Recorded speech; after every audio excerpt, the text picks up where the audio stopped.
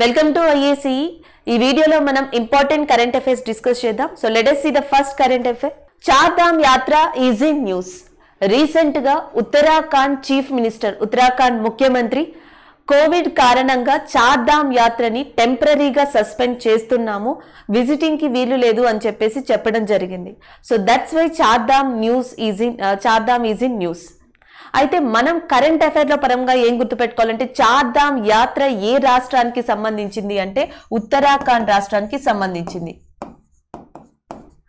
And next ఇంకొక important గా ఉత్తరాఖండ్ యొక్క చీఫ్ మినిస్టర్ ఎవరు అంటే Tirath Singh Rawat. So Tirath Singh Rawat is a present chief minister of Uttarakhand. Uttarakhand ముఖ్యమంత్రి తిరాత్ సింగ్ రావత్. అయితే ఈ కరెంట్ అఫైర్ ని పక్కన పెడదాం ఈ రెండు విషయాలు చూసిన తర్వాత. అసలు చార్ధామ్ యాత్ర అంటే ఏంటి, ఎందుకు ఇంత ప్రాముఖ్యత ఉంది, ఈ రీసెంట్ గా దీన్ని సస్పెండ్ చేయడానికి కారణం ఆల్రెడీ చూసాం. అసలు ప్రాముఖ్యత ఏంటి అనేది చూడాలి. మనకి ప్రతి సంవత్సరం కూడా చాలా మంది పీపుల్ ఇండియాలో ఉత్తరాఖండ్ ఏరియాకి వెళ్తూ ఉంటారు.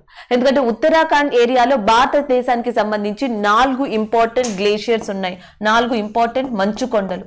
ఆ మంచు కొండల్ని కలిపి చార్ధామ్ అంటాం. సో చార్ అంటే నార్మల్ గా 4 కాబట్టి చార్ధామ్. గంగోత్రి, యమునోత్రి, కేదార్నాథ్, బద్రీనాథ్, ఈ 4 మంచు కొండల్ని చూడడం కోసం, విజిట్ చేయడం కోసం చార్ధామ్ అనే యాత్రతో సో ఇండియాలోని చాలా మంది ఆ ప్లేసెస్ ని విజిట్ చేస్తారు ఒక పర్టిక్యులర్ సీజన్ ఆఫ్ పీరియడ్ లో. అది ఇక్కడ మనకి మెయిన్ ఇంపార్టెంట్. సో అలాంటి విజిటింగ్ ని కోవిడ్ కారణంగా టెంపరీగా ఆపేశారు. అయితే ఈ ప్లేసెస్ కి సంబంధించి ఇంకేమన్నా ఇంపార్టెన్స్ ఉందా అంటే, మనకి గంగోత్రి, యమునోత్రి, బద్రీనాథ్, కేదార్నాథ్ నుంచి ఇంపార్టెంట్ రివర్స్ అనేవి ఆరిజినేట్ అయ్యాయి ఇండియాలో. భారతదేశపు మనకి జాతీయ నది, భారతదేశంలో అతి పొడవైన నది గంగా. అది మనకి ఇక్కడి నుంచే ఆరిజినేట్ అయింది, ఇక్కడి నుంచే పుట్టింది. మనకి ఏదైతే గంగోత్రి అని గ్లేషియర్ చెప్పుకుంటున్నామో, ఈ గంగోత్రి అనే మంచుకొండ దగ్గర నుంచి గంగా లేదా భాగీరథి నది అనేది ఆరిజినేట్ అయింది. కేదార్నాథ్ అనే దగ్గర నుంచి మందాకిని అనే నది పుట్టింది. బద్రీనాథ్ నుంచి అలకనంద అనే నది, అండ్ యమునోత్రి నుంచి యమునా నది అనేది ఆరిజినేట్ అయింది. ఉత్తరాఖండ్ ఇలాంటి నదులకి జన్మస్థానం, అందుకే అది ఇంపార్టెంట్ గా గుర్తుపెట్టుకోవాలి. ఆల్రెడీ మనకి ఉత్తరాఖండ్ లో ఇంపార్టెంట్ ప్లేసెస్ తెలుసు. వ్యాలీ ఆఫ్ ఫ్లవర్స్, నందాదేవి అనేవి చాలా ఇంపార్టెంట్ ప్లేసెస్ గా మనం చెప్పుకున్నాం ఉత్తరాఖండ్ గురించి. అలాగే ఉత్తరాఖండ్ దేనితో బోర్డర్ ని షేర్ చేసుకుంటుందో కూడా గుర్తుపెట్టుకోండి, ప్లేసెస్ లో ఉంది కాబట్టి. ఉత్తరాఖండ్ అనేది మెయిన్ గా మనకి ఇటు టిబెట్ ప్రాంతంతో అండ్ నెక్స్ట్ ఇటు నేపాల్ ప్రాంతంతో, అంటే 2 కంట్రీస్ తో ఇండియాలో ఏ స్టేట్ బోర్డర్ ని షేర్ చేసుకుంటుంది, one of the A state అంటే ఉత్తరాఖండ్. ఒకటి నేపాల్, రెండోది వచ్చేసి మనకి టిబెట్. మరి ఏ స్టేట్స్ తో బోర్డర్ ని షేర్ చేసుకుంటుంది అంటే, ఉత్తరాఖండ్ కి పైన మనకి హిమాచల్ ప్రదేశ్ స్టేట్ ఉంటుంది, ఉత్తరాఖండ్ కింద ఉత్తరప్రదేశ్ స్టేట్ ఉంటుంది. అంటే ఉత్తరాఖండ్, ఉత్తరప్రదేశ్ అండ్ హిమాచల్ ప్రదేశ్ తో బోర్డర్ ని షేర్ చేసుకుంటుంది ఇండియాలో, అండ్ ప్రపంచంలో నేపాల్ మరియు టిబెట్ తో బోర్డర్ ని షేర్ చేసుకోవడం జరుగుతుంది. That is about Chardham and Uttarakhand, and Uttarakhand chief minister ముఖ్యమంత్రి Tirath Singh Rawat. So next current affair, digital and technology ministerial meeting G7 countries. ఇటీవల G7 కంట్రీస్ డిజిటల్ అండ్ టెక్నాలజీకి సంబంధించి ఒక మినిస్ట్రియల్ లెవెల్ మీటింగ్ ని కండక్ట్ చేశాయి.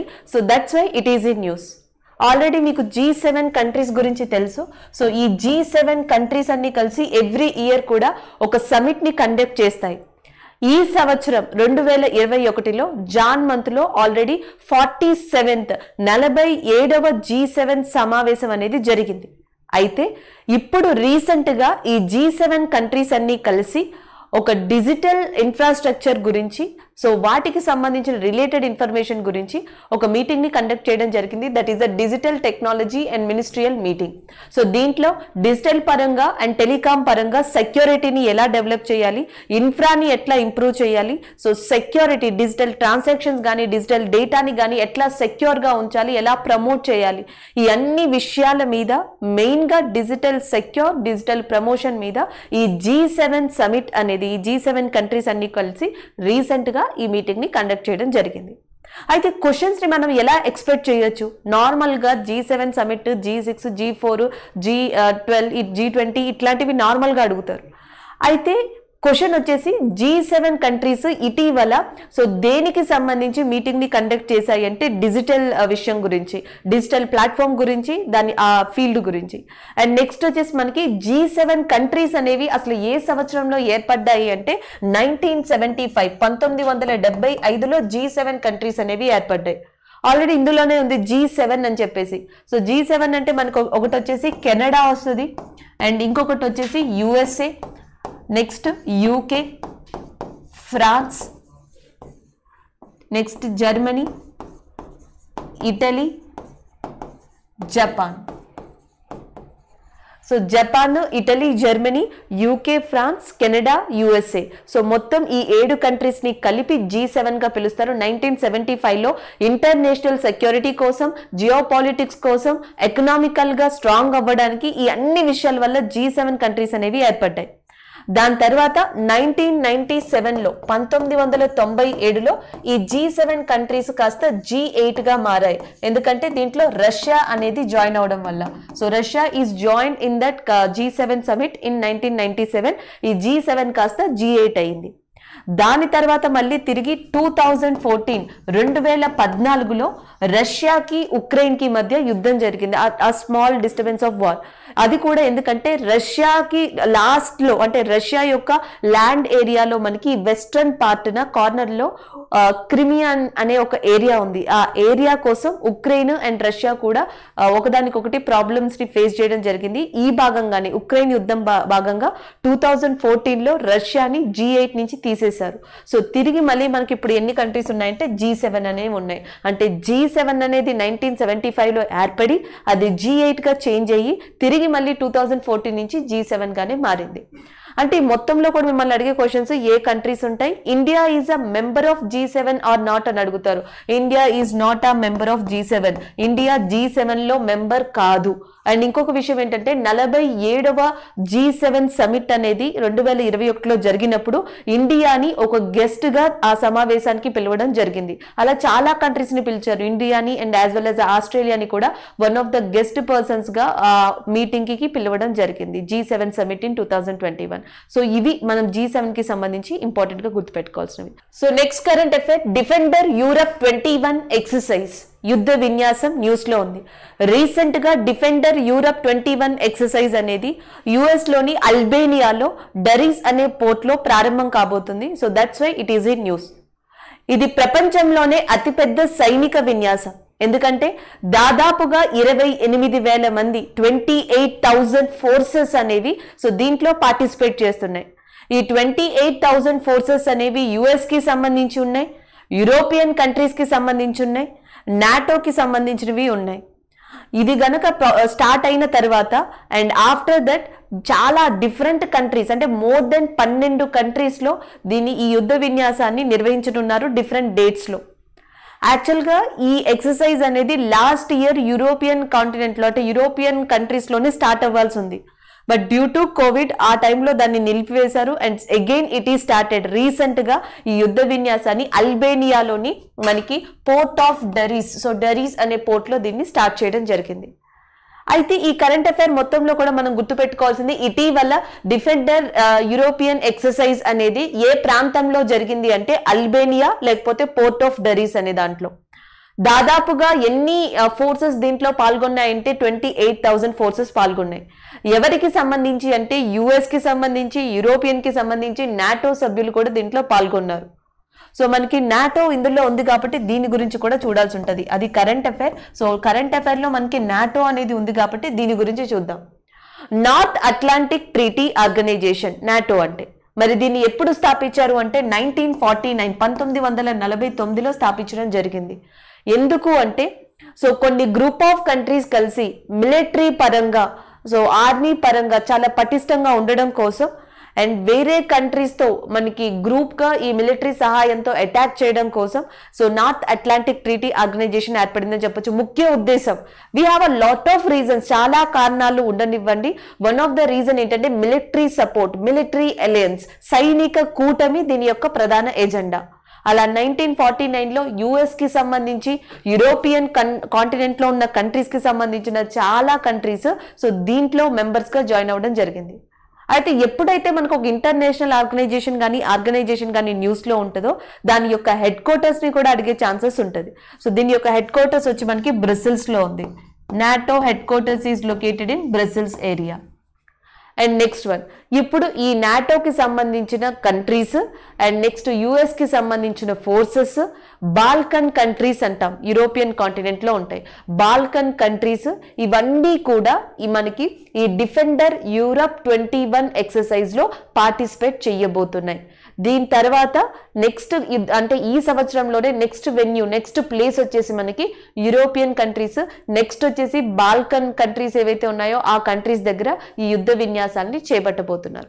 So that is about the defence Europe 21 exercise. So దీని వల్ల ఏంటంటే మిలిటరీ పరంగా యూరప్ కాంటినెంట్ కి యుఎస్ కి మధ్య స్ట్రాంగ్ రిలేషన్ అనేది మనకి డెవలప్ అవడం జరుగుతుంది. అండ్ నెక్స్ట్ ఏవైతే వీటికి అపోజిట్ కంట్రీస్ ఉన్నాయో సో వాటికి ఒక స్ట్రాంగ్ ఆన్సర్ ఇచ్చినట్టుంటుంది, టెక్నాలజీ పరంగా, మిలిటరీ పరంగా, సమిట్ పరంగా. సో ఒక ఆన్సర్ ఇచ్చినట్టుంటుంది ఈ డిఫెండర్ యూరోప్ 21 ఎక్సర్సైజ్ ద్వారా. అంటే ఇది పొలిటికల్ గా చూడొచ్చు అండ్ మిలిటరీ పరంగా చూడొచ్చు. And one more thing, that is nothing but ఒక డిఫరెంట్ కైండ్ ఆఫ్ డెవలప్మెంట్ అనేది కూడా మనం దీంట్లో చూస్తాం. ఎందుకంటే యుఎస్ దగ్గర మనకి అధునాతన టెక్నాలజీ అనేది ఉంది, రష్యా దగ్గర లార్జెస్ట్ ఆర్మీ అనేది ఉంది, యూరోపియన్ కంట్రీస్ దగ్గర మనకి డిఫరెంట్ కైండ్ ఆఫ్ సోర్సెస్ అనేవి ఉన్నాయి. సో ఇవన్నీ ఒక చోట దగ్గర డెవలప్ అవడం, ఒక చోట దగ్గర ఎంగేజ్ అవ్వడం చూస్తే so there is a lot of new thing, new initiative అని కూడా చెప్పొచ్చు. That is about defender Europe 21 exercise.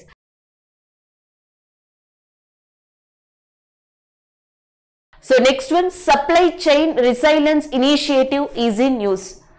Recent గా ఆస్ట్రేలియా, జపాన్, ఇండియా సో ఈ కంట్రీస్ కలిసి సప్లై చైన్ రిసైలెన్స్ ఇనిషియేటివ్ అనే ప్రోగ్రామ్ ని స్టార్ట్ చేశాయి. దీనికి సంబంధించిన ఒక మీటింగ్ రీసెంట్ గా కండక్ట్ చేయడం జరిగింది ఈ 3 దేశాలు కలిసి. ఇలాంటి సిస్టమ్ అసలు సప్లై చైన్ రిసైలెన్స్ ఇనిషియేటివ్ ఏంటి అంటే మనకి ఇండో పసిఫిక్ రీజియన్ లో ముఖ్యంగా ట్రేడ్ కి సంబంధించి ఎకనామిక్ పరంగా కానీ ట్రేడ్ పరంగా కానీ సపోర్ట్ చేసుకోవడం కోసం, అండ్ రెండోది చైనా మీద డిపెండెన్సీ అనే దాన్ని తగ్గించడం అండ్ అవాయిడ్ చేయడానికి Japan and as well as Australia, India ఇలాంటి ప్రోగ్రామ్ ని రూపొందించాయి. అండ్ ఒక్కొక్కసారి ఏమవుతుందంటే కొన్ని ప్రాంతాల నుంచి ఇంకొన్ని ప్రాంతాలు, ఒక్కొక్క కంట్రీ నుంచి ఇంకొక కంట్రీకి ఈ గూడ్స్ అనేవి సప్లై చేయాల్సి ఉంటుంది. ఆ డెస్టినేషన్ రీచ్ అయ్యే టైంలో మనకి different sudden kind of problems ఎదురవుతాయి. అవి క్లైమేటిక్ కండిషన్స్, సైక్లోన్స్, లేకపోతే నెక్స్ట్ ఇలాంటి పాండమిక్ సిచ్యువేషన్స్ ఎదురవుతూ ఉంటాయి. అలాంటి టైంలో సడన్ హల్ట్ అనేది మనకి కావాల్సి ఉంటుంది. సో ఇలాంటి ప్రాబ్లమ్స్ అన్నిటిని మిటిగేట్ చేయడానికి, చైనా మీద డిపెండెన్సీ అనేది తగ్గించుకోవడం కోసం, దాన్ని పూర్తిగా అవాయిడ్ చేయడం కోసం ఇండో పసిఫిక్ రీజియన్ లో ఇండియా, జపాన్, ఆస్ట్రేలియా లాంటి కంట్రీస్ ట్రేడ్ లో డెవలప్మెంట్ కోసం ఈ సప్లై చైన్ రిసైలెన్స్ ఇనిషియేటివ్ ని స్టార్ట్ చేశాయి. దీన్ని మొట్టమొదటిగా ప్రపోజ్ చేసింది జపాన్. సో తర్వాత India and as well as ఆస్ట్రేలియాలో కూడా one of the important part గా దీంట్లో జాయిన్ అవ్వడం జరిగింది. And this is about the supply chain resilience initiative. So next one వచ్చేసి మనకి సైన్స్ అండ్ టెక్నాలజీకి సంబంధించిన కరెంట్ అఫైర్. తియాన్ హే అనేది న్యూస్ లో ఉంది. సో తియాన్ హే స్పేస్ స్టేషన్, చైనా రీసెంట్ గా ఒక స్టేట్మెంట్ ఇచ్చింది, ఒక న్యూస్ పాస్ చేసింది. అది దాని యొక్క పర్మనెంట్ స్పేస్ స్టేషన్ పేరుని అనౌన్స్ చేసింది. దాని పేరు తియాన్ హే. సో తియాన్ హే అని పిలవచ్చు, లేకపోతే హెవెన్ ఆఫ్ హార్మోన్స్ అని కూడా పిలవచ్చు. Haven of hormones. సో ఇది దాని యొక్క స్పేస్ స్టేషన్ నేమ్. జనరల్ గా ఇంటర్నేషనల్ స్పేస్ స్టేషన్ గురించి మనకు ఆల్రెడీ తెలుసు. మార్స్ లేదా మిగతా ప్లానెట్స్ మీదకి చాలా కంట్రీస్ యొక్క space agencies so space missions ని పంపుతూ ఉంటాయి. దానికి సంబంధించి ప్రాబ్లమ్స్ కానీ ఇవన్నీ కూడా ఇంటర్నేషనల్ స్పేస్ స్టేషన్ లో చూడబడతాయి. దాంతో పాటు స్పేస్ కి సంబంధించి కొన్ని ఇంపార్టెంట్ డేటాని అండ్ రీసెర్చ్ చేయడం కోసం ఇవన్నీ కూడా ఇంటర్నేషనల్ స్పేస్ స్టేషన్ అనేది యూజ్ అవుతుంది. అయితే మొట్టమొదటిగా ఈ ఐఎస్ఎస్ ఇంటర్నేషనల్ స్పేస్ స్టేషన్ ని యుఎస్, కెనడా, జపాన్, యూరప్ లాంటి కంట్రీస్ కలిసి కొలాబరేటివ్ గా స్టార్ట్ చేశాయి. దాని మీద వర్క్ చేస్తున్నాయి. మిగతా కంట్రీస్ అన్ని కూడా ఐఎస్ఎస్ యొక్క సహాయాన్ని తీసుకుంటున్నాయి, ఇంటర్నేషనల్ స్పేస్ స్టేషన్ సహాయాన్ని తీసుకుంటున్నాయి వాటి యొక్క స్పేస్ మిషన్స్ కోసం. అయితే రీసెంట్ గా రష్యా ఒక అనౌన్స్మెంట్ చేసింది 2025 కల్లా తను ఒక ఓన్ స్పేస్ స్టేషన్ ని బిల్డప్ చేయబోతుంది, డెవలప్ చేయబోతుంది అని చెప్పి. సో ఈ నేపథ్యంలోనే చైనా తన యొక్క పర్మనెంట్ స్పేస్ స్టేషన్ కి సంబంధించి ఒక టెస్ట్ ని కండక్ట్ చేయడం జరిగింది. అది సక్సెస్ఫుల్ అయింది. అండ్ ఈ తియాన్హే ఇంటర్నేషనల్ స్పేస్ స్టేషన్ అనేది మనకి 2022 చైనాకి సంబంధించి 2022 నుంచి అఫీషియల్ గా వర్క్ కాబోతుంది అని చెప్పేసి న్యూస్ లోకి రావడం జరిగింది. ఆల్రెడీ కరెంట్ అఫైర్ లో చెప్పుకున్నాం. చైనాకి సంబంధించి రీసెంట్ గా ఇప్పుడు న్యూస్ చూస్తున్నాం. జనరల్ గా చైనా తనకంటూ ఓన్ టెక్నాలజీని, తనకంటూ ఓన్ ప్రొసీజర్ని డెవలప్ చేసుకోవడం కోసం ట్రై చేస్తుంది. ఒకటి, మార్స్ కి సంబంధించి కొన్ని అధునాతన టెక్నాలజీతో మనకి మార్స్ స్పేస్ క్రాఫ్ట్ ని కానీ స్పేస్ మిషన్ కానీ లాంచ్ చేసింది ఇటీవల చైనా. అండ్ యుఎస్ఏ, రష్యా తర్వాత China is the third country in the world Mars మీద ఒక ల్యాండ్ రోవర్ని, రోబోటిక్ రోవర్ని లాంచ్ చేయడం. దాని తర్వాత నెక్స్ట్ వచ్చేసి మనకి ఇప్పుడు ఐఎస్ఎస్ తర్వాత రష్యా తర్వాత చైనా కూడా మనకి ఒక స్పేస్ స్టేషన్ ని అనౌన్స్ చేసింది. అండ్ యాజ్ వెల్ యాజ్ 2022 నుంచి ఇది ఆపరేషన్ లోకి రాబోతుందని కూడా చెప్పడం జరిగింది. అలాగే ఇండియాకి కూడా ISRO is trying to build up its own space station. So మనం కూడా ఓన్ స్పేస్ స్టేషన్ గురించి ట్రై చేస్తున్నాం. సో దాన్ని క్రియేట్ చేయడం కోసం ఇస్రో కూడా ఆల్రెడీ మనకి ప్రయోగాల్ని స్టార్ట్ చేసింది. This is all about that Tianhe space station. So next current affair, first ever electric tractor. So recent గా ఎలక్ట్రిక్ ట్రాక్టర్ అనేది న్యూస్ లో ఉంది. దీన్ని డెవలప్ చేసిన వాళ్ళు Madhya Pradesh based institute. So Madhya Pradesh based institute అయిన central farm machinery training and testing institute, central farm machinery training and testing institute Madhya Pradesh కి చెందింది ఇది. సో ఈ ఇన్స్టిట్యూట్ రీసెంట్ గా మనకి ఎలక్ట్రిక్ ట్రాక్టర్ ని డెవలప్ చేయడం జరిగింది. So that's why it is in news. So ఇది ఇంకా వాడుకలోకి రావాల్సి ఉంది. దీన్ని ప్రోటోటైప్ ని డెవలప్ చేసి రీసెంట్ గా ఇది కరెంట్ అఫైర్ లోకి రావడం జరిగింది. ఆల్రెడీ మనకు తెలుసు ఇండియాలోనే హర్యానా లాంటి ప్రాంతాలు, పింజోర్ లాంటి ప్రాంతాలు హెచ్ఎంటీ ట్రాక్టర్స్ అంటాం. హిందుస్థాన్ మిషన్ టూల్స్ ఒకప్పుడు ఇలాంటి ట్రాక్టర్స్ ని, నార్మల్ గా ట్రాక్టర్స్ ని మ్యానుఫ్యాక్చర్ చేయడంలో చాలా ఫేమస్. సో దాని తర్వాత మెజారిటీ ప్రైవేట్ కంపెనీస్ ఇలాంటి ట్రాక్టర్స్ ని నార్మల్ టెక్నాలజీతో యూజ్ చేసే ట్రాక్టర్స్ ని డెవలప్ చేశాయి. అయితే రీసెంట్ గా మధ్యప్రదేశ్ కి చెందిన ఈ institute, testing institute electric tractor అనే దాన్ని ఇంట్రడ్యూస్ చేయడం అనేది వన్ ఆఫ్ ద మంచి డెవలప్మెంట్ గా, దట్టు అగ్రికల్చర్ కి సంబంధించి వన్ ఆఫ్ ద మంచి డెవలప్మెంట్ గా చెప్పొచ్చు. కానీ మనం గుర్తుపెట్టుకోవాల్సింది రీసెంట్ గా ఎలక్ట్రిక్ ట్రాక్టర్ ని ఇంట్రడ్యూస్ చేసిన ఇన్స్టిట్యూట్ లేదా డెవలప్ చేసిన ఇన్స్టిట్యూట్ ఏది అంటే that is central farm machinery training and testing institute. So ఈ ఇన్స్టిట్యూట్ అనేది ఎక్కడ ఉంది అంటే that is located in Madhya Pradesh area. So next current affair, network for greening the financial system NGFS news లో ఉంది. ఇది న్యూస్ లో ఉండడానికి కారణం April 23 ఇండియా యొక్క main bank RBI, Reserve bank of India, ఈ NGFS లో ఒక మెంబర్ గా జాయిన్ అయింది. సో దీంతో April 26 కి NGFS, network for greening the financial system, so దీనికి టోటల్ గా 90 మెంబర్స్ ఉన్నారు April 26 కి. సో అందుకని చెప్పేసి ఇది న్యూస్ లో ఉంది. అయితే మనకి ఇక్కడ ఇంపార్టెంట్ గా తెలియాల్సింది ఏంటి అంటే network for greening the financial system అంటే ఏంటి. 2017లో ప్యారిస్ కేంద్రంగా, సో మనకి ప్యారిస్ లో ఒక ఇంపార్టెంట్ మీటింగ్ జరిగింది, సమిట్ జరిగింది. దాని పేరు వన్ ప్లానెట్ సమిట్.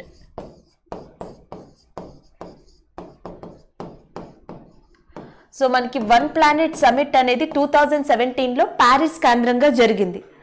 సో దాని తర్వాత 8 సెంట్రల్ బ్యాంక్స్, 8 కంట్రీస్ యొక్క సెంట్రల్ బ్యాంక్స్ కలిసి ఒక నెట్వర్క్ ని స్టార్ట్ చేయాలి, ఒక సిస్టమ్ ని స్టార్ట్ చేయాలి అనుకున్నారు. సో అలా వాళ్ళ దగ్గర నుంచి 2017లో ప్యారిస్ కేంద్రంగా NGFS అనేది స్టార్ట్ అయింది, network greening the financial system అనేది. అసలు దీన్ని ఎందుకు స్టార్ట్ చేశారు అంటే ప్యారిస్ ఒప్పందం. అందుకే మిమ్మల్ని ఇది ఎక్కువగా గుర్తుపెట్టుకోమన్నాను. COP21 2015లో ప్యారిస్ సమిట్ అనేది జరిగింది, COP సమావేశం. ఆ సమావేశంలో మెయిన్ ప్రధాన ఎజెండా గ్లోబల్ వార్మింగ్ ని తగ్గించాలి. ఆ ఎజెండా కోసం ఏ కంట్రీస్ అయితే వర్క్ చేస్తున్నాయో అలాంటి కంట్రీస్ లో జీరో కార్బన్ ఎమిషన్స్ లేదా లో కార్బన్ ఎమిషన్స్, కార్బన్ ఉద్గారాలను తగ్గించడం, కార్బన్ ఉద్గారాలని చాలా నల్లిఫై చేసేయడం. సో ఇలాంటి వాటితో ఏవైతే ఇండస్ట్రీస్ అనేవి ఆవిర్భవిస్తాయి, ఇండస్ట్రీస్ అనేవి ఆరిజినేట్ అవుతాయో అలాంటి ఇండస్ట్రీస్ కి ఇన్వెస్ట్మెంట్స్ ఇవ్వాలి, అలాంటి పరిశ్రమల్ని ప్రమోట్ చేయాలి, అలాంటి పరిశ్రమల్ని కంప్లీట్ గా మనం డెవలప్ చేయాలి అనే ఉద్దేశంతో ఈ 8 central banks network for the greening financial system NGFS అనే దాన్ని స్టార్ట్ చేశాయి. రీసెంట్ గా 2021లో RBI reserve bank of India దీంట్లో జాయిన్ అవడంతో సో మనం దీన్ని ఇక్కడ ఇంపార్టెంట్ కరెంట్ అఫైర్ గా చెప్పుకుంటున్నాం. అయితే ఇక్కడ సంబంధించి గుర్తుపెట్టుకోవాల్సింది ఇండియా మెంబరా కాదా అంటే ఇండియా యొక్క సెంట్రల్ బ్యాంక్ మెంబర్. ఇందులో ఎంతగా టోటల్ మెంబర్స్ ఎంతమంది ఉన్నారంటే 90 మెంబర్స్ ఉన్నారు. గుర్తుపెట్టుకోండి టోటల్ మెంబర్స్. నేను ఆల్రెడీ చెప్పాను ఇదంతా ప్యారిస్ కేంద్రంగా జరిగింది కాబట్టి దీని యొక్క హెడ్ క్వార్టర్స్ ఎక్కడుందంటే ప్యారిస్ లోనే. ఇది ఎప్పుడు ఎస్టాబ్లిష్ అయిందంటే 2017 ఆ సమావేశం తర్వాత ఎస్టాబ్లిష్ అవ్వడం జరిగింది. నెక్స్ట్ వచ్చేసి మనకి ఎన్జిఎఫ్ఎస్ చైర్మన్ ఎవరు అని అడిగితే ఎన్జిఎఫ్ఎస్ చైర్మన్ వచ్చేసి Frank Elderson. So Frank Elderson మనకి network for greeting the financial system దానికి చైర్మన్ గా వర్క్ చేస్తున్నారు. సో నెక్స్ట్ వచ్చేసి మనకి ఎన్జిఎఫ్ఎస్ యొక్క హెడ్ సెక్రటేరియట్ ఎవరు అంటే Morgan Despres. So Morgan Despres is the present head secretary to the NGFS. So దీని యొక్క హెడ్ క్వార్టర్స్ ఎక్కడ ఉందంటే ప్యారిస్ ఫ్రాన్స్ లో ఉంది. సో నెక్స్ట్ వచ్చేసి మనకి ఇది ఎప్పుడు ఎస్టాబ్లిష్ అయిందంటే 2017 డిసెంబర్లో ఎస్టాబ్లిష్ అయింది. So this is all about the information. 2017 డిసెంబర్లో ఎస్టాబ్లిష్ అయింది. సో నెక్స్ట్ వచ్చేసి Paris head quarters and next దీనికి ఫ్రాంక్ ఎల్డర్సన్ చైర్మన్ గా ఉన్నారు. India is also joined as a one of the member. మన సెంట్రల్ బ్యాంక్ జాయిన్ అయింది reserve bank of India ఇందులో. And next total గా 90 మెంబర్స్ ఉన్నారు. ఇది ప్యారిస్ సమిట్ కి హెల్ప్ చేయడం కోసం ముఖ్యంగా స్టార్ట్ చేసిందని కూడా చెప్పొచ్చు. So next one merchant stock is in news. Recent గా ఐసిఐసిఐ బ్యాంక్ తన యొక్క కస్టమర్స్ కోసం and as well as merchant retailers కోసం ఒక కొత్త డిజిటల్ ప్లాట్ఫామ్ ని స్టార్ట్ చేసింది. దాని పేరు మర్చెంట్ స్టాక్ అని చెప్పి. సో దీంట్లో ఇంపార్టెంట్ ఏంటి అంటే మనకి ఆల్మోస్ట్ మనకి ఇండియాలో 2 కోట్లకి పైగా దాదాపుగా 2 కోట్లకి పైగా మర్చెంట్ వ్యాపారస్తులు ఉన్నారు, రిటైలర్స్ ఉన్నారు. సో వాళ్ళకి ఈ కోవిడ్ టైంలో మనకి contact less transactions, secure transactions కావాలి. అలాంటి వాటి కోసం ఒక డిజిటల్ ప్లాట్ఫామ్ ని క్రియేట్ చేస్తున్నామని చెప్పడం జరిగింది. సో దీంట్లో ఫెసిలిటీస్ ఏంటంటే జీరో బ్యాలెన్స్ కరెంట్ అకౌంట్ ని మెయింటైన్ చేయొచ్చు అండ్ డిజిటల్ స్టోర్ మేనేజ్మెంట్ అనేది ఉంటుంది and next instant credit facilities అనేవి ఉంటాయి. దీంతో పాటు మిగతా ఫీచర్స్ కూడా ఉన్నాయి. So zero balance current account status అనేది చాలా ఇంపార్టెంట్. దాంతోపాటు డిజిటల్ స్టోర్ మేనేజ్మెంట్ ఇలాంటి ఫీచర్స్ ఉండడం వల్ల ఎక్కువగా ఈ మర్చెంట్ రిటైలర్స్ ని ఈ డిజిటల్ ప్లాట్ఫామ్ లో ఎంగేజ్ చేయడం అనేది ఐసిఐసిఐ బ్యాంక్ యొక్క ముఖ్య ఉద్దేశం. ఎందుకంటే అది ఆల్రెడీ ఒక స్టేట్మెంట్ చెప్పింది. ఈ 2 కోట్ల మంది వ్యాపారులు దాదాపుగా పర్ ఇయర్ $780 మిలియన్ వ్యాపారాన్ని చేస్తున్నారు ఇండియాలో. సో అలాంటి వాళ్ళకి ట్రాన్సాక్షన్స్ పరంగా హెల్ప్ చేయాలి కాబట్టి సో ఈ టైంలో ఈ మర్చెంట్ స్టాక్ అనే దాన్ని స్టార్ట్ చేయడం జరిగింది. అయితే ఇన్ఫర్మేషన్ అంతా మనకి సబ్జెక్ట్ కోసమే కాబట్టి కరెంట్ అఫైర్ పరంగా చూస్తే ఇటీవల మర్చెంట్ స్టాక్ అనే ప్లాట్ఫామ్ ని అనే డిజిటల్ ప్లాట్ఫామ్ ని ఏ బ్యాంక్ ఇండియాలో ప్రారంభించింది అని అడిగితే ఐసిఐసిఐ బ్యాంక్ ప్రారంభించింది అని గుర్తుపెట్టుకోండి. లేదా మర్చెంట్ స్టాక్ అనే సర్వీస్ ని ఇటీవల ఐసిఐసిఐ బ్యాంక్ స్టార్ట్ చేసింది. సో దాంట్లో జీరో బ్యాలెన్స్ కరెంట్ అకౌంటా కాదా, లేకపోతే డిజిటల్ స్టోర్ మేనేజ్మెంటా, ఇన్స్టెంట్ క్రెడిట్ ఫెసిలిటీసా, ఆల్ ఆఫ్ ద ఎబోవ్ ఇవన్నీ ఫీచర్స్ ఉన్నాయా అని అడిగే ఛాన్సెస్ ఉంటుంది. కాబట్టి ఫీచర్స్ ని ఇంట్రడ్యూస్ చేసిన బ్యాంక్ ని గుర్తుపెట్టుకోండి. అలాగే ఐసిఐసిఐ బ్యాంక్ హెడ్ క్వార్టర్స్ వచ్చేసి మనకి ముంబైలో ఉంది. So next one max 1407 easy news. ఇటీవల భారత సైంటిస్టులు అంటే ఇండియన్ సైంటిస్టులు సోయాబీన్ కి చెందిన ఒక కొత్త రకాన్ని కనిపెట్టారు. దానికి మ్యాక్స్ 1407 అని చెప్పి పేరు పెట్టారు. ఇంకొక ఇంపార్టెంట్ ఏంటంటే సోయాబీన్ అంటే మనకున్న రిపోర్టు ప్రకారం డేటా ప్రకారం నార్త్ ఈస్ట్ ఇండియన్ స్టేట్స్ ఈశాన్య రాష్ట్రాల్లోని అండ్ జార్ఖండ్ ఛత్తీస్గఢ్ స్టేట్స్ లోని ఈశాన్య రాష్ట్రాలతో పాటు జార్ఖండ్ ఛత్తీస్గఢ్ వెస్ట్ బెంగాల్ రాష్ట్రాల్లో ఎక్కువగా పండిస్తారు. అండ్ మనకున్న డేటా ఇంకొక ఇన్ఫర్మేషన్ ఏంటంటే 2019లో ఇండియా దాదాపుగా 90 మిలియన్ల సోయాబీన్ ని 19 మిలియన్ టన్స్ సోయాబీన్ ని ప్రొడ్యూస్ చేసింది. సోయాబీన్ వాడకంలోని సోయాబీన్ ని ప్రొడ్యూస్ చేయడం, ఉత్పత్తి చేయడంలో భారతదేశం వన్ ఆఫ్ ద ఇంపార్టెంట్ స్థానంలో ఉందని గుర్తుపెట్టుకోవాలి. ప్రపంచ విషయానికి వస్తే అసలు ఈస్ట్ ఏషియన్ కంట్రీస్ అంటాం. ఈస్ట్ ఏషియన్ కంట్రీస్ లో ఎక్కువగా ఈ సోయాబీన్ ని పండించడం జరుగుతుంది. అయితే భారతదేశం విషయంకి వస్తే భారతదేశంలో ఎస్పెషల్లీ నార్త్ ఈస్టర్న్ స్టేట్స్ లో ఈ సోయాబీన్ వాడకం అనేది ఎక్కువ ఉంటుంది. ఈ నార్త్ ఈస్టర్న్ స్టేట్స్ లో వన్ ఆఫ్ ద స్టేట్ గా ఇంపార్టెంట్ గా మనం చెప్పుకోవాల్సింది ఈశాన్య రాష్ట్రాల్లో నాగాలాండ్ ఫుడ్ ప్రొడక్ట్స్ లో కానీ ఫుడ్స్ లో కానీ మనకి ఎక్కువగా సోయాబీన్ వాడకం కనిపిస్తుంది. అండ్ దట్ టు సుమి అనే ట్రైబ్, సో వీళ్ళు ఎక్కువగా ఈ సోయాబీన్ ని వాడుతూ ఉంటారు వాళ్ళ ఫుడ్ కల్చర్ లో. వీళ్ళు సోయాబీన్ లో వన్ ఆఫ్ ద రకమైన యాక్సోనీ అనే సోయాబీన్ ని వాడతారు ఎక్కువగా. మీరు నాగాలాండ్ వెళ్తే ఇలాంటి రకమైన సోయాబీన్ కల్టివేషన్ కానీ ప్రొడ్యూస్ చేయడం కానీ లేకపోతే వాడకం కానీ చూడొచ్చు. అయితే లోకల్ గా ఈ యాక్సోనీ సోయాబీన్ ని వాళ్ళు అకునీ సోయాబీన్ అని కూడా పిలుస్తారు. ఇదంతా మనకు ఎందుకు అంటే రీసెంట్ గా మనకి మ్యాక్స్ 1407 అనేది న్యూస్ లో ఉంది. ఇది ఏ రకానికి చెందింది? వర, గోధుమ, జొన్న, సోయాబీనా, వీటా, రైసా, కార్నా, సోయాబీనా అని అడుగుతారు. ఇది సోయాబీన్ కి సంబంధించింది. నెక్స్ట్ ఎలాంటిది అడగచ్చు అంటే మనకి భారతదేశంలో ఏ రాష్ట్రాల్లో లేదా ఏ పార్ట్ లో ఎక్కువగా దీన్ని పండిస్తారు అంటే నార్త్ ఈస్ట్. చాలా చోట్ల ఉంటుంది నార్త్ ఈస్ట్. దీని వాడకం ఎక్కువే అండ్ యాజ్ వెల్ దీని ప్రొడక్షన్ కూడా ఎక్కువే. అయితే అకూనీ అనే ఒక వన్ ఆఫ్ ద వెరైటీ అనేది మనకి దేనికి సంబంధించిన ఫుడ్ ప్రొడక్ట్ అంటే సోయాబీన్ కా, వీటా, రైసా, కార్నా అని అడగచ్చు. లేదా అకూనీ అనే సోయాబీన్ రకాన్ని భారతదేశంలోని ఏ ట్రైబల్ జాతి, ఏ స్టేట్ కి చెందిన ట్రైబల్ జాతి ఎక్కువగా వాడతారో అని అడగచ్చు. So that is about Nagaland. So ఇది బేసిక్ ఇన్ఫర్మేషన్ కింద గుర్తుపెట్టుకోండి.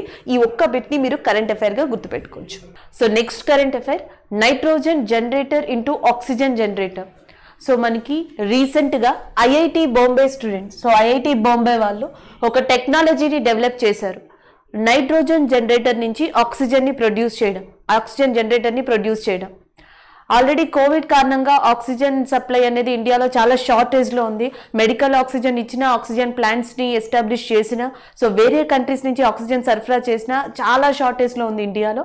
సో దానికి సంబంధించి ఆక్సిజన్ ని ఎక్కువ మోతాదులో మనకి ప్రొడ్యూస్ చేయడం కోసం ఈ షార్టేజ్ ని తగ్గించడానికి ఐఐటి బాంబే వాళ్ళు ఈ కొత్త టెక్నాలజీని ఇంట్రడ్యూస్ చేశారు. సో దీన్ని కూడా వీళ్ళు ప్రెజర్ స్వింగ్ అడ్సార్ప్షన్ పద్ధతిలో చేస్తారు, PSA. Pressure swing adsorption is a long process. మనకి డిఫరెంట్ వేస్ లో దీన్ని చెప్పొచ్చు.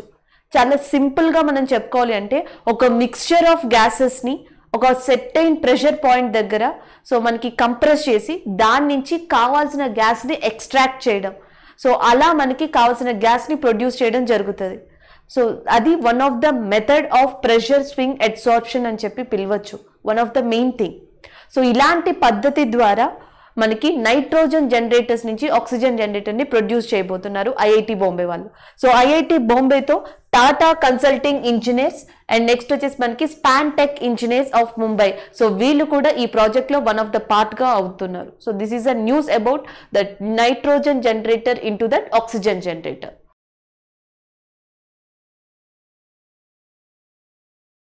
సో ఇక్కడ కరెంట్ అఫైర్ చూద్దాం. కర్మ, a yogi's guide to crafting your destiny. So recent గా ఆ ఫేమస్ స్పిరిచువల్ పర్సన్ సద్గురు ఒక బుక్ ని రాసి ఉన్నారు. సో ఆ బుక్ పేరు వచ్చేసి కర్మ, a yogi's guide to crafting your destiny. Already Sadhguru is a very popular personality in India. చాలా ప్రముఖ వ్యక్తుల్లో వన్ ఆఫ్ ద పర్సన్ గా చెప్పచ్చు. అయితే ఆయన ఇప్పటికే చాలా ఫేమస్ బుక్స్ రాశారు. ఆయన రాసిన దాంట్లో వెరీ పాపులర్ బుక్ గా ఇన్నర్ ఇంజనీరింగ్,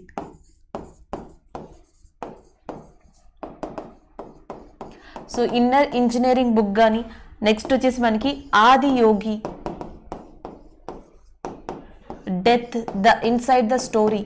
సో డెత్ ఒకటి, Adi Yogi and as well as inner engineering. ఈ బుక్స్ అన్నిటిని ఆల్రెడీ సద్గురు రాసి ఉన్నారు. చాలా పాపులర్ దీంట్లో ఇన్నర్ ఇంజనీరింగ్ అనేది. అయితే రీసెంట్ గా ఇలాంటి స్పిరిచువాలిటీకి సంబంధించి one of the important book ని రాసి ఉన్నారు. దాని పేరే Karma, a yogi's guide to the crafting our destiny. So ఇది మనకి సద్గురు గురించి and as well as book and author ఇక్కడ మనం మెయిన్ గా గుర్తుపెట్టుకోవాల్సి ఉంటుంది. ఆల్రెడీ సద్గురు మిగతా బుక్స్ కూడా రాశారు కాబట్టి ఈ బుక్స్ ని కూడా మనం ఇంపార్టెంట్ గా గుర్తుపెట్టుకోవాలి. సో నెక్స్ట్ వన్ చూద్దాం. Next international jazz day. So జనరల్గా మనం కొన్ని ఇంపార్టెంట్ ఫెస్టివల్స్ కానీ కొన్ని ఇంపార్టెంట్ థీమ్స్తో ఉన్న డేస్ని చూస్తూ ఉంటాం. సో దాంట్లోనే మ్యూజిక్ ఇన్స్ట్రుమెంట్లో one of the important thing జాజ్ని చెప్పొచ్చు. సో దానికి సంబంధించి ఎవ్రీ ఇయర్ ఏప్రిల్ 30న సో జాజ్ డే కింద, ఇంటర్నేషనల్ జాజ్ డే కింద రికగ్నైజ్ చేయడం జరిగింది. దీనికి గల ముఖ్యమైన అంతర్జాతీయ సంస్థ అంటే ప్రతి సంవత్సరం ఏప్రిల్ 30న ఇంటర్నేషనల్ జాజ్ డే అనేది సెలబ్రేట్ చేయడానికి ముఖ్యమైన వ్యక్తి లేకపోతే ముఖ్యమైన ఆర్గనైజేషన్ వచ్చేసి మనకి యునెస్కో. సో యునెస్కో మనకి నవంబర్ 2011 అఫీషియల్ గా దీన్ని రికగ్నైజ్ చేసింది ఒక సమావేశంలో. సో అప్పటి నుంచి కూడా మనం ఎవ్రీ ఇయర్ ఏప్రిల్ 30న ఇంటర్నేషనల్ జాజ్ డే అనే దాన్ని సెలబ్రేట్ చేస్తున్నాం. సో ఈ నేపథ్యంలో ఆల్రెడీ మనం చాలా సార్లు యునెస్కో గురించి చెప్పి ఉన్నాం. కాకపోతే ఇంపార్టెంట్ పర్సన్ ని గుర్తుపెట్టుకోండి. యునెస్కో డైరెక్టర్ జనరల్ వచ్చేసి Audrey Azoulay. So Audrey Azoulay is a present director general of UNESCO. And next ప్రముఖ పెయింటర్ అండ్ కంపోజర్, ప్రపంచంలోనే one of the important painter and composer గా మనకి హెర్బీ హెన్కాక్. సో హెర్బీ హెన్కాక్, సో వీళ్ళిద్దరి ఆధ్వర్యంలో international jazz day అనేది జరగబోతుంది. So that is about that international jazz day on April 30th. Next one చూద్దాం. Next వచ్చేసి Michael Collins passed away. So recent గా మనకి ఈ ఏమంటాం స్పేస్ అండ్ టెక్నాలజీకి సంబంధించి చాలా న్యూస్లు చూస్తూ ఉన్నాం. ఒకటి మార్స్ కి సంబంధించిన కొన్ని ప్రాజెక్ట్స్ చూసాం, మూన్ కి సంబంధించిన ప్రాజెక్ట్స్, హ్యూమన్ స్పేస్ ఫ్లైట్ కి సంబంధించిన ప్రాజెక్ట్స్. సో అలాంటి దాంట్లోకి వచ్చేది మనకి మైకెల్ కొలోనిస్ అనే పర్సన్ కూడా. ఎందుకంటే చంద్రుడి మీదకి చాలా కంట్రీస్ మిషన్స్ ని పంపించాయి. దాంట్లో వన్ ఆఫ్ ద కంట్రీగా మనం యుఎస్ఏని చెప్పొచ్చు. USA is also launch they space machine on the moon on the name of Apollo 11. So ఇలాంటి అపోలో 11 మనకి స్పేస్ మిషన్, స్పేస్ క్రాఫ్ట్ ఏదైతే ఉందో సో దాన్ని డ్రైవ్ చేసిన పర్సన్, దాంట్లో one of the important person గా మైకెల్ కొలోనిస్ ని చెప్పొచ్చు. అయితే రీసెంట్ గా అపోలో 11 స్పేస్ క్రాఫ్ట్ ద్వారా తనకంటూ ఒక ప్రత్యేక స్థానం సంపాదించుకున్న సో మైకెల్ కొలోనిస్ చనిపోవడం జరిగింది. So that's why it is in news. అయితే మనం ఏం గుర్తుపెట్టుకోవాలంటే, ఒకటి మైకెల్ కొలోనిస్ ఏ విభాగానికి చెందిన వాళ్ళు, ఏ ఫీల్డ్ కి చెందిన వాళ్ళు అంటే మెయిన్ గా స్పేస్ విభాగానికి. అండ్ నెక్స్ట్ ఆయన ఏ స్పేస్ క్రాఫ్ట్ ని డ్రైవ్ చేశారు, ఏ స్పేస్ క్రాఫ్ట్ తో మెయిన్ గా ఆయనకి లింక్ ఉంది, అనుభవం ఉంది అంటే so that is Apollo 11. Apollo 11 అనేది ఏ కంట్రీకి సంబంధించింది అంటే USA. And that to a space mission అంటే that is related to moon, చంద్రుడికి సంబంధించి. ఆల్రెడీ మనం చంద్రుడికి సంబంధించి కొన్ని మిషన్స్ ని ల్యాండ్ చేయడం జరిగింది. అండ్ చైనా ల్యాండ్ చేసింది, యూరోపియన్ ఏజెన్సీ లాంచ్ చేసింది, and as well as USA కూడా. అయితే చంద్రుడి మీద మొట్టమొదటిగా అడుగుపెట్టిన వ్యక్తి, ఆయన పేరు కూడా గుర్తుపెట్టుకోవాలి, Neel Armstrong. So Neel Armstrong కూడా ఈ అపోలో 11 లోనే ట్రావెల్ చేసి ఉన్నారు. ఆయనతో పాటు ఇంకొక పర్సన్ వచ్చేసి మనకి Edwin buzz. So Edwin buzz, Neel Armstrong లాంటి వాళ్ళు చంద్రుడి మీదకి వెళ్ళడానికి one of the main reason Apollo 11. వీళ్ళిద్దరూ కూడా, Edwin buzz and Neel Armstrong కూడా అమెరికాకి చెందిన ఆస్ట్రోనట్స్. అయితే జనరల్ గా ప్రపంచంలో మొట్టమొదటిగా స్పేస్ లోకి వెళ్ళిన మానవుడు వచ్చేసి యూరీ గగరిన్, ఆయన యుఎస్ఎస్ఆర్ కి చెందిన వ్యక్తి. అయితే చంద్రుడి మీద మొట్టమొదటిగా కాలు మోపిన వాడు మాత్రం నీల్ ఆర్మ్స్ట్రాంగ్, అండ్ అది కూడా అపోలో 11 సహాయంతో. అది అపోలో 11 స్పేస్ క్రాఫ్ట్ గురించి, యుఎస్ఏ మూన్ మిషన్ గురించి. అండ్ దీంట్లో వన్ ఆఫ్ ద ఇంపార్టెంట్ వ్యక్తిగా మైకెల్ కొలోనిస్ ని చెప్పొచ్చు. ఆయన రీసెంట్ గా మరణించి ఉన్నారు. నెక్స్ట్ వన్ చూద్దాం. Chandrashekar passed away. Telangana and that Warangal కి చెందిన ప్రముఖ రచయిత అండ్ ప్రముఖ పెయింటర్. సో చంద్రశేఖర్ చనిపోయారు due to health issue. So that's why he's in news. ఆయన painter and as well as a writer కూడా, అంటే ఆయన రచనలు రచించారు and as well as a painter కూడా. ఆయన రాసిన వర్క్స్ లో, ఆయన చేసిన కొన్ని పుస్తకాలలో ఇంపార్టెంట్ గా మనం ఒకటి వచ్చేసి రంగుల కళ అండ్ చిల్లర దేవుళ్ళు అండ్ మా భూమి, రంగుల కళ, చిల్లర దేవుళ్ళు ఇలాంటి పాపులర్ రచనలు చేసిన వ్యక్తి. And one of the famous చిత్రకారుడు, పెయింటర్, వరంగల్ కి చెందిన వ్యక్తి చంద్రశేఖర్ రెడ్డి రీసెంట్ గా చనిపోయారు. So that's Y news. అయితే తెలంగాణకు సంబంధించింది కాబట్టి ఇంపార్టెంట్ గా గుర్తుపెట్టుకోవాలి. ఇటీవల తెలంగాణలో ఒక ప్రముఖ చిత్రకారుడు చనిపోయారు, ఆయన పేరేంటని అడగచ్చు. లేదా మనకి చంద్రశేఖర్ రెడ్డి, ఇటీవల మరణించిన చంద్రశేఖర్ రెడ్డి, ఆయన ఏ విభాగానికి సంబంధించిన, ఆయన చిత్రకారుడా లేకపోతే రచయిత, రెండూనా, సంగీతకారుడా, ఇలాంటి క్వశ్చన్స్ అడగచ్చు. లేదా ఆయనకు సంబంధించిన రచనల్లో రంగుల కళ, చిల్లర దేవుళ్ళు అండ్ యాజ్ వెల్ యాజ్ మా భూమి ఇలాంటి రచనలు కూడా అడిగే ఛాన్సెస్ ఉంటాయి. సో వీటిని గుర్తుపెట్టుకోండి. నెక్స్ట్ వన్ చూద్దాం. సో నెక్స్ట్ వచ్చేసి అమితాబ్ చౌదరి. ఆల్రెడీ మనకు తెలుసు యాక్సిస్ బ్యాంక్ కి సంబంధించి మేనేజింగ్ అండ్ డైరెక్టర్ గా పనిచేస్తున్న వ్యక్తి మనకి అమితాబ్ చౌదరి. ఇటీవల ఈయన యొక్క పదవీ కాలం ఉండడంతో so again he is in news. So ఆ న్యూస్ ఏంటంటే మళ్ళీ తిరిగి ఈయన 2022 నుంచి 2024, 2022 నుంచి 2024 తిరిగి మనకి యాక్సిస్ బ్యాంక్ బోర్డు కి డైరెక్టర్ గా అపాయింట్ అయిన వ్యక్తి, మేనేజింగ్ అండ్ డైరెక్టర్ గా అపాయింట్ అయిన వ్యక్తి అమితాబ్ చౌదరి. సో మనం గుర్తుపెట్టుకోవాల్సింది తెలుసుకోవాల్సింది ఒకటే, యాక్సిస్ బ్యాంక్ బోర్డ్ కి మేనేజింగ్ అండ్ డైరెక్టర్ గా పనిచేస్తున్న వ్యక్తి అమితాబ్ చౌదరి. అయితే ఈయన న్యూస్ లో ఉండడానికి కారణం ఈయన యొక్క పదవీ కాలం అనేది త్వరలో ముగియడంతో సో న్యూస్ లో ఉన్నారు. ఈయన పదవీ కాలం టెన్యూర్ అనేది అగైన్ ఎక్స్టెండ్ చేయబడింది. అది కూడా ఏ ఇయర్ వరకు అంటే 2024 వరకు ఎక్స్టెండ్ చేయబడి ఉంది. So that's why he's in news. Next one, Neeraj Bajaj. So recent గా Neeraj Bajaj is in news. ఎందుకంటే మనకి బజాజ్ ఆటో అనేది ఇండియాలో చాలా ఫేమస్. ఆ బజాజ్ ఆటోకి సంబంధించి నీరజ్ బజాజ్ నెక్స్ట్ ఆ కంపెనీకి డైరెక్టర్ గా ఉన్నారు. ప్రస్తుతం ఆ కంపెనీ చైర్మన్ గా రాహుల్ బజాజ్ వర్క్ చేస్తున్నారు.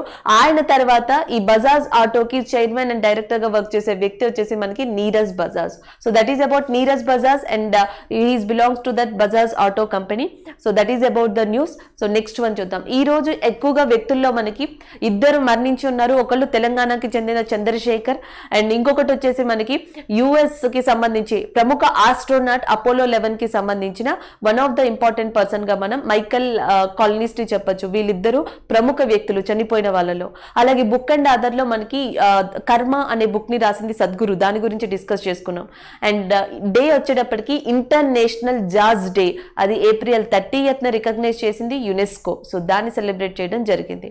సో ఇవి మనం day and book and other and persons గురించి చెప్పుకున్నాం. ఇవి కాకుండా 2 అపాయింట్మెంట్స్ చెప్పుకోవడం జరిగింది. ఒకటి నీరజ్ బజాజ్ ఆటోకి సంబంధించి, ఇంకొకటి అమితాబ్ చౌదరి, అది యాక్సిస్ బ్యాంక్ బోర్డు యొక్క చైర్మన్ అండ్ డైరెక్టర్ గురించి మనం మాట్లాడుకున్నాం. So this is all about that person, appointment, death, days అన్నమాట. So this is about all about this Neeraj Bajaj and persons. And thank you.